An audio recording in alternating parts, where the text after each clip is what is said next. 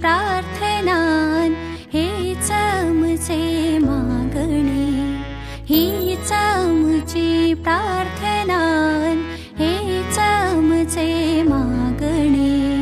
माणसाने माणसाशी माणसा समवागणे, हीच आमची प्रार्थना हेच आमचे मागणे.